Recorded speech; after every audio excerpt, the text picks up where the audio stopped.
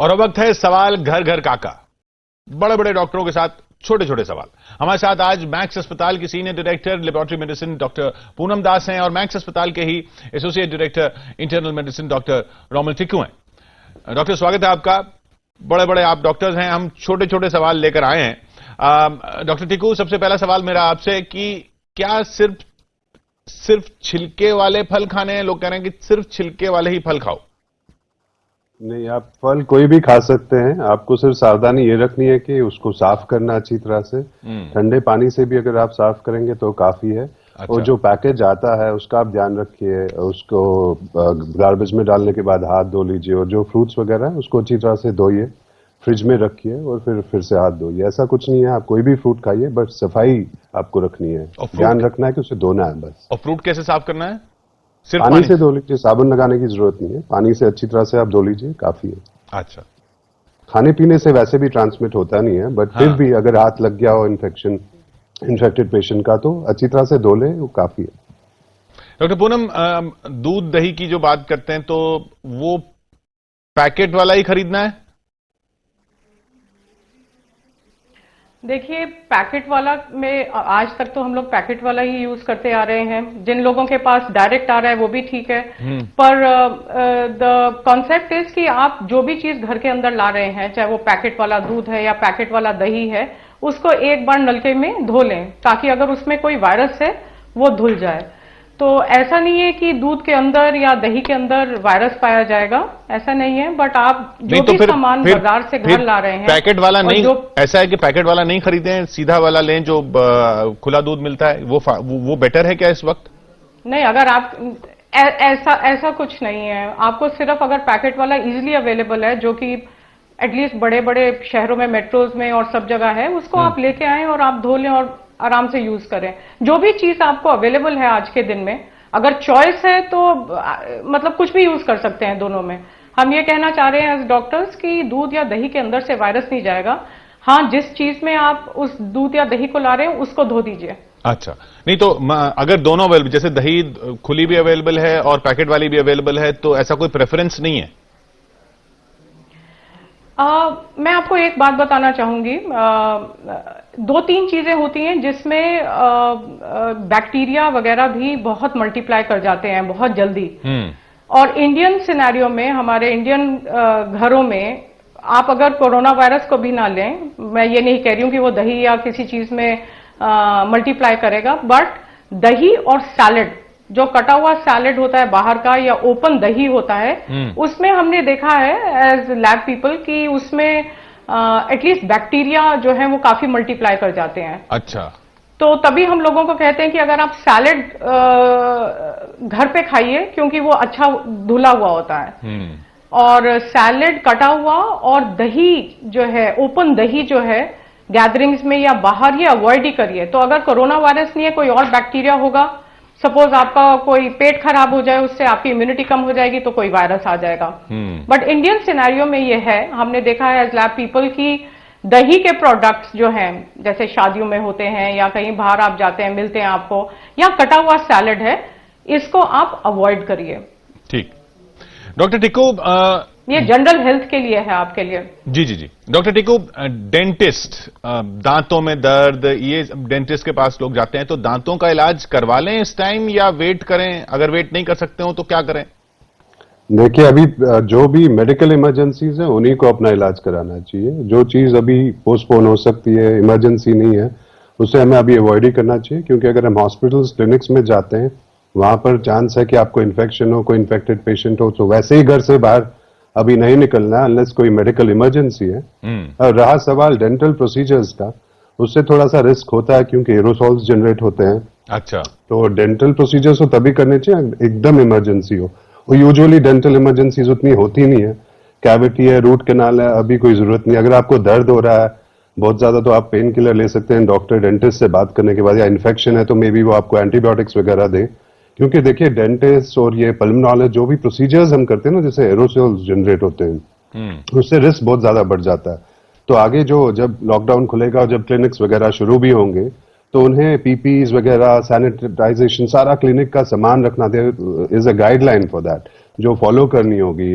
May be government will tell us कि क्या करना होगा, कैसे अपने आप को बचाना होगा और मरीजों को भी बचाना होगा। मे बी कोई टेस्ट की गाइडलाइंस आ जाए कि उनको टेस्ट करना होगा, तभी उनका प्रोसीजर किया जाए। तो एज ऑफ नाउ तो मैं बोलूंगा कि अगर इमरजेंसी नहीं है तो आप बिल्कुल कुछ मत कीजिए, घर पे बैठिए, टेली कंसल्टेशन कीजिए।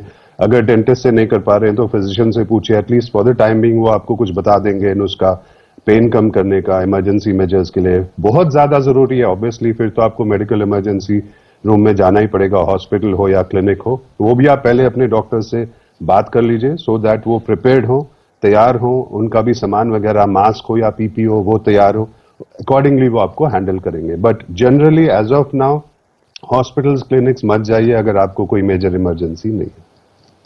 और आप कह रहे हैं कि जब ये खुलेंगे तब भी कुछ ऐसे रूल्स होंगे? हाँ, जब भी ऐसे रूल्स ही होंगे जिसमें पूरी सावधानी बरतनी होगी। देखिए, हम ऐसे क्लिनिक्स नहीं खोल सकते अब कि जैसे नॉर्मल रूटीनली पहले हो रहा था। अभी हमें भी सावधानी रखनी होगी, कहीं वहां न फैल जाए। जो वेटिंग एरियाज हैं वहां पर क्या करना होगा, कितनी डिस्टेंस रखनी होगी, मास्क सबके लिए रखने होंगे वेटिंग एरियाज में। खुद जो स्टाफ है, रिसेप्शनिस्ट है, उसको क्या करना होगा, हम डॉक्टर्स को क्या पहनना होगा, कितना रिस्क है, कौन सी ब्रांच के डॉक्टर को ज्यादा रिस्क है। जैसे डेंटिस्ट हैं, पल्मोनोलॉजिस्ट हैं, इंटरनल मेडिसिन फिजिशियंस जो हम हैं, हमें ज्यादा रिस्क होता है कि सर्दी खांसी वाले हमारे पास ज्यादा आते हैं। वैसे ही डेंटिस्ट का भी होता है कि वो ओरल प्रोसीजर्स करते हैं, एरोसॉल जनरेट होते हैं। तो हम लोगों को कुछ गाइडलाइंस होगी जो हमें बताया जाएगा, हम उसको फॉलो करेंगे सो दैट आपकी भी सेफ्टी हो और हेल्थ केयर वर्कर्स की भी सेफ्टी हो। डॉक्टर पूनम, पानी की जहां तक बात करें, गर्मी में भी गर्म पानी ही पीना है? ये हमने लास्ट टाइम भी डिस्कस किया था जी जी, कि छोटी छोटी चीजें हैं। अगर आपका, कई लोगों का थ्रोट जो होता है वो थोड़ा सेंसिटिव होता है ठंडे पानी को लेके। कई लोग बर्फ भी खा जाते हैं और उनके थ्रोट को कुछ नहीं होता है। तो अगर आपका थ्रोट थोड़ा सा सेंसिटिव है और आपको लगता है कि आपके ठंडे पानी से आपका गला खराब होगा, आपकी इम्यूनिटी कम हो जाएगी, फिर आपको मेडिसिन लेनी पड़ेगी, तो आप वार्म वाटर पी लीजिए। मतलब ये छोटी छोटी चीजें हैं जो आप कर सकते हैं। पर यह कहना कि भाई सभी लोगों को वार्म वाटर अच्छा है और वार्म वाटर ही पीते रहें, ऐसा नहीं है। आप इंडिविजुअल अपना देखिए। जैसे कई लोग आते हैं, हमको कहते हैं कि हम गर्मी में भी ठंडा पानी नहीं पीते, हमारे गले में दर्द हो जाती है। आप अवॉइड कीजिए और थोड़ा सा ल्यूक वार्म वाटर पीजिए। तो ये थोड़ी चीजें जो हैं वो आपको अपने बॉडी के बारे में पता है। कई लोगों को कुछ चीज एलर्जी करती है, कई लोगों को कुछ चीज। तो जो आपको लगता है कि आपकी बॉडी के लिए ठीक नहीं है, गले के लिए ठीक नहीं है, उसको अवॉइड करिए। उसकी जगह mild Luke warm water P लीजिए। तो बहुत आप आसानी से कर सकते हैं। पर the point is that you should know your body well. हर व्यक्ति की बॉडी अलग है, हर व्यक्ति के एलर्जीज अलग है, हर व्यक्ति को पता रहता है कि मुझे ये चीज सूट करती है, ये चीज नहीं सूट करती। अगर आपको कुछ चीज नहीं सूट करती तो उसको अवॉइड करिए। उसमें आपका हेल्थ भी ठीक रहेगी, इम्यूनिटी भी ठीक रहेगी। जी जी जी, यही कॉन्सेप्ट है बस। डॉक्टर टिक्कू, बच्चों की जहां तक बात करें तो वो जंक फूड तो वो वाला तो नहीं मिल रहा, बर्गर्स वगैरह, लेकिन ये चिप्स, चॉकलेट्स, ये भी अवॉइड करने हैं बच्चों को देने? हाँ जी, जितना हो सके अवॉइड ही करना चाहिए, क्योंकि जंक फूड एम्प्टी कैलोरीज होती हैं, उससे वेट बढ़ जाता है। वैसे भी आजकल हम बाहर घूमने रहे हैं, बच्चे भी ज्यादा स्पोर्ट्स वगैरह में पार्ट नहीं ले रहे हैं, अंदर ही रुक रहे हैं, अंदर ही कोई स्पोर्ट्स खेल रहे हैं या जो भी इंडोर गेम्स है वो नहीं। मतलब इससे कोई खतरा तो, वैसा वाला खतरा तो नहीं है? नहीं, खतरा तो नहीं है ऐसा, बट जनरली क्योंकि आप अंदर ही हो, एक्टिविटीज कम है, वजन वैसे बढ़ने का चांस है। और बच्चों में वजन नहीं बढ़ना चाहिए वैसे भी, और स्पोर्ट्स कम कर रहे हैं, और ये कैलोरीज में कोई न्यूट्रिशन ज्यादा होता नहीं, ऐसी चीजों में ज्यादा फैट और कार्ब्स ही होते हैं, तो वजन बढ़ जाएगा और वही प्रॉब्लम है। और अदरवाइज तो कुछ नहीं है। खा सकते हैं थोड़ा बहुत बीच बीच में, बट ऐसा ज्यादा सेवन इन चीजों का नहीं करना है। ये बात बार बार आ रही है कि भाई लिफ्ट के इस्तेमाल का क्या करें? लिफ्ट का इस्तेमाल बंद कर दें तो लिफ्ट में छूना पड़ता है बटन वगैरह को, दूसरा फिर वो एक एक्सरसाइज नहीं हो रही है तो वो एक कोशिश करें कि लिफ्ट में ना जाएं। ये इसका कोरोना से क्या रिलेशन है? हाँ, तो इसका कोरोना से वही रिलेशन है जो कि आपके दरवाजों के हैंडल्स का है या आपके टेबल का है या कहीं है। ये अच्छा मौका है कि अगर आप तंदुरुस्त हैं और आप सीढ़ियां ले सकते हैं तो अपने आदत बनाइए और आप सीढ़ी लेके ऊपर जाइए। अब हम लोग पहले भी ये डिस्कस कर चुके हैं कि कोरोना वायरस का ये जो वायरस है ये ड्रॉपलेट्स में रहता है। तो कोई इन्फेक्टेड व्यक्ति होगा, उसके ड्रॉपलेट्स से कहीं भी जा सकते हैं ड्रॉपलेट्स। तो वो कहीं हैंडल्स में हो सकते हैं, आपके एलिवेटर्स के बाहर जो बटन्स हैं उसमें हो सकते हैं, अंदर जाएंगे आप, एलिवेटर बंद होगा, आप 3rd या 4th फ्लोर दबाएंगे, उसमें हो सकता है। तो ये जनरल चीज है। बट आई थिंक ये एक बहुत अच्छा टाइम है कि बच्चे स्पेशली और यंग लोग जितना सीढ़ी चढ़ सके अपनी आदत डालिए और सीढ़ी चढ़िए। एलिवेटर्स आप सीनियर सिटीजन्स के लिए रहने दीजिए, या वो लोग जो नहीं सीढ़ी में जा सकते हैं उनके रहिए। बट अदरवाइज हेल्दी है। वैसे भी आपको एक्सरसाइज तो करनी रहे अनलेस अनटिल आपके घर में जिम हो, तो ये भी आसान तरीका है। आप एरोबिक एक्सरसाइज करें, आप 4th या 5th फ्लोर पे पैदल जा रहे हैं आप, दैट्स अ गुड। जैसे रोमिल कह रहे हैं कि आजकल एक्सरसाइज नहीं हो रही क्योंकि सब घर पे हैं, तो ये तो एक अच्छी एक्सरसाइज भी है। ऑल्सो वो जो सरफेस होगा, आपको पता नहीं किसने छुआ है किसने नहीं छुआ है, ड्रॉपलेट है या नहीं है, आप अवॉइड करिए। मैं आजकल हर एलिवेटर अवॉइड कर रही हूं, तो ये एक पर्सनल ओपिनियन है, बट अच्छा है। It's a way of doing an aerobic exercise. अगर आप कर सकते हैं तो आपको अभी नहीं हमेशा करना होगा।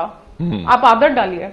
हाँ, तो कई चीजों की आदत डालनी होगी, ऐसा लग रहा है जमाना वही आ गया है। डॉक्टर टिक्कू, अब सबसे खतरनाक जो बात आ रही है वो आ रही है एसिम्टोमेटिक। भाई लक्षण, आप सब डॉक्टर्स ने बताया कि भाई खांसी हो, बुखार हो, गले में हो कुछ, तो आप टेस्ट कराइए या आपको थोड़ा सा जाना चाहिए डॉक्टर के पास। अब ये जो लक्षण नहीं है तो भी क्या कोरोना टेस्ट करवाना है? क्योंकि तो सरकार भी कह रही है कि 80% पेशेंट ऐसे जिनमें लक्षण ही नहीं थे। देखिए, सबका टेस्ट तो हो नहीं सकता है, और वैसे भी जो आईसीएमआर की गाइडलाइंस है वहां एसिम्टोमेटिक पेशेंट्स का टेस्ट तो होगा ही नहीं।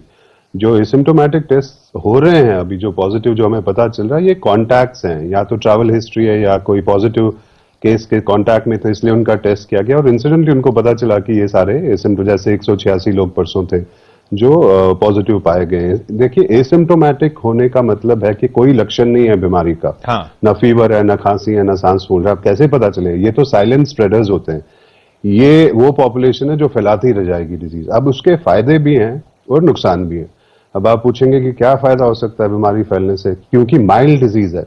अगर 80% माइल्ड है या एसिम्टोमेटिक है, दैट मीन्स 80% पॉपुलेशन को तो कुछ भी नहीं होगा, होगी नहीं कोई प्रॉब्लम, कॉम्प्लिकेशन नहीं होगी। अब वो किनको होगी कॉम्प्लिकेशन? जो 60 एंड अबव हैं, वो 20% जो बचे हुए हैं जिनको क्रॉनिक मेडिकल प्रॉब्लम्स है, डायबिटीज है, हार्ट डिजीज है, किडनी फेलियर है, लिवर प्रॉब्लम्स है, कैंसर पेशेंट्स है, उनमें होगी। सो उन पे हमें ज्यादा ध्यान देना होगा। इस सब से हमें यह समझ आ रहा है कि अगर 80% माइल्ड है और मेजॉरिटी केसेस हैं 60 के से कम, तो ठीक है, वो तो ठीक हो रहे हैं। तो एल्डरली में ध्यान दीजिए, उनकी गाइडलाइंस अलग होनी चाहिए, ज्यादा स्ट्रिक्ट होनी चाहिए।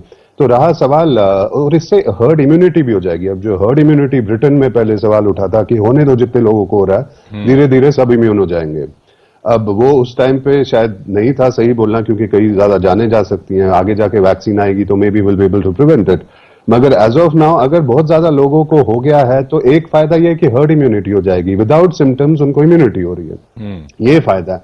नुकसान यही है कि जो एसिम्टोमेटिक पेशेंट्स फैलाते जाएंगे, उनमें से जो एल्डरली या हाई रिस्क हैं, अगर उन्हें हुआ तो उनमें कॉम्प्लिकेशंस हो सकती है। शॉर्ट इसका ये रक्स है कि जो एल्डरली है उन्हें हमें एकदम अलग रखना है, दूर रखना है, उनकी डबल ज्यादा मेजर्स लेने हैं, स्ट्रिंजेंट रहना है, लॉकडाउन के बाद भी उनके साथ स्ट्रिंजेंट रहना है, फैमिली मेंबर्स को भी उनसे दूर रहना है, मास्क लगाना है, हाथ धोना है। क्योंकि अगर हम ये मान लेते हैं कि एसिम्टोमेटिक पेशेंट्स बहुत ज्यादा हैं, 80% है कम्युनिटी में, तो हम लोग को, सब यंग लोगों को 50 से कम जो हो गया, हम ठीक भी हो जाएंगे। मे भी कुछ लोगों को प्रॉब्लम्स होंगी, बट हॉस्पिटल्स हैं, डॉक्टर्स हैं, हम ठीक हो जाएंगे, बट कॉम्प्लिकेशंस या मोर्टेलिटी उतनी नहीं होगी। तो एल्डरली, इस टाइम पे फोकस एल्डरली में होना चाहिए। अगर आप एसिम्टोमेटिक की बात कर रहे हो, so focus should be to prevent the 60 and above age group, vulnerable age group जिन्हें मेडिकल प्रॉब्लम्स हैं। फायदे भी हैं एसिम्टोमेटिक होने के, जैसे मैं बता रहा हूं, आगे जाके हर्ड इम्यूनिटी में फायदा होगा, और उसका ये मतलब है कि ज्यादा बीमारी खतरनाक है नहीं अगर 80% में एसिम्टोमेटिक है। माइल्ड टू मॉडरेट जो ये हैं 80% ठीक है, बट सीवियर जो है 20% जिनमें आईसीयू केयर, वेंटिलेशन वगैरह होगी, उन पे ध्यान देना चाहिए। सो ये है क्रक्स इसका, एसिम्टोमेटिक। तो डॉक्टर पूनम, मैं आपसे भी इस पर राय जानना चाहूंगा। जो डॉक्टर टिक्कू कह रहे हैं कि इसका मतलब ये है कि सबसे ज्यादा इंपॉर्टेंट ये है कि इम्यूनिटी बढ़ाई जाए, क्योंकि अगर लक्षण नहीं है और तब भी आप कोरोना आपको हो सकता है, हल्का हो सकता है, आप उसके कैरियर हो सकते हैं, लेकिन अगर आपकी इम्यूनिटी है तो आप आपको कुछ नहीं होने वाला, आपको पता भी नहीं चलने वाला शायद। और आप हो सकता है खतरा उन लोगों के लिए हो जिनको इम्यूनिटी नहीं है। तो एक तो वो तो जैसे डॉक्टर टिक्कू ने कहा कि जिनकी उम्र ज्यादा है उनमें इम्यूनिटी कम होने के चांसेस रहते हैं, और बाकी जो हैं उनको अपनी इम्यूनिटी वैसे भी बढ़ानी चाहिए।